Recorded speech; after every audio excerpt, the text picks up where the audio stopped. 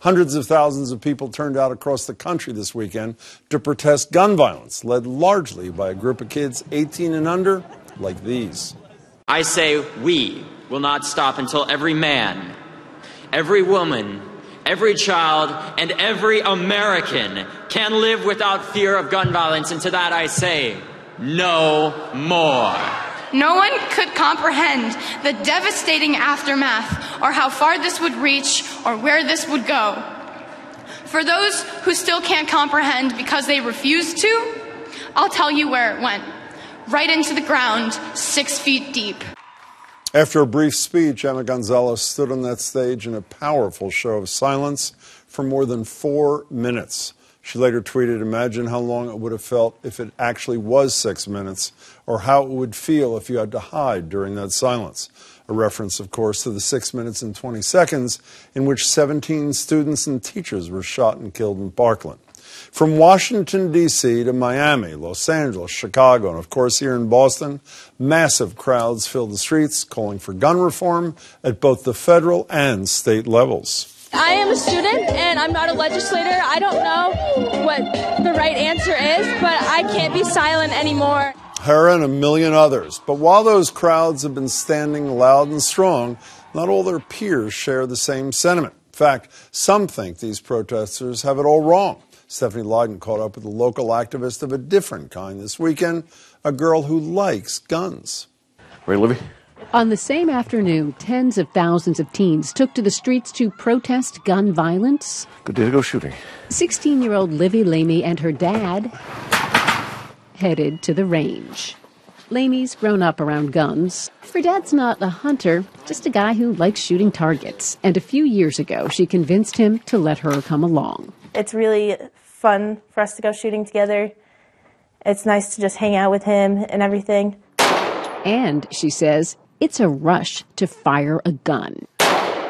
Her dad has all kinds. He likes to test his accuracy with different models. On this day, they brought an AR-15.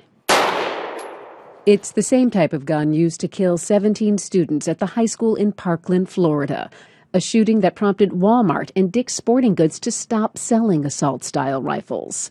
But the way Lamey sees it, guns aren't the problem. People notice that you have mental issues, that they should say something about that. But banning all guns, I don't think that's the answer at all, because a bad guy will always get a gun. That's where she sees this debate going, restricting access not to just some, but all guns.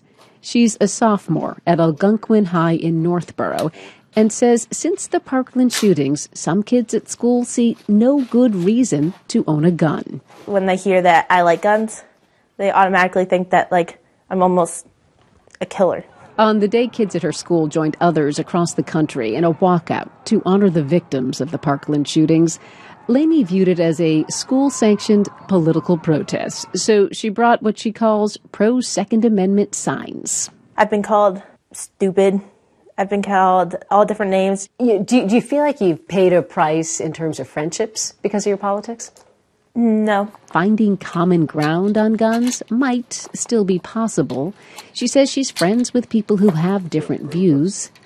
And something the young protesters want, stricter background checks, makes sense to her dad. If I buy a gun, I usually have to wait quite a while before they check my background. I have no problem with that. There are some states that are, obviously, from what you see in the news, very easy to buy a firearm. I think it's too easy in some states. He's proud of his daughter for taking a stand against the prevailing political winds and for becoming a pretty good shot. Guns, he points out, are everywhere, and he thinks knowing how to use them could help her save her own life or maybe someone else's. Well, you're close, though. Good group. Stephanie Leydon, WGBH News. Livy and her parents say they do worry about school shootings, and they think the president's proposal to arm willing and well-trained teachers makes sense. But as many of the speakers at this weekend's protest pointed out, gun violence in schools is far from the only issue.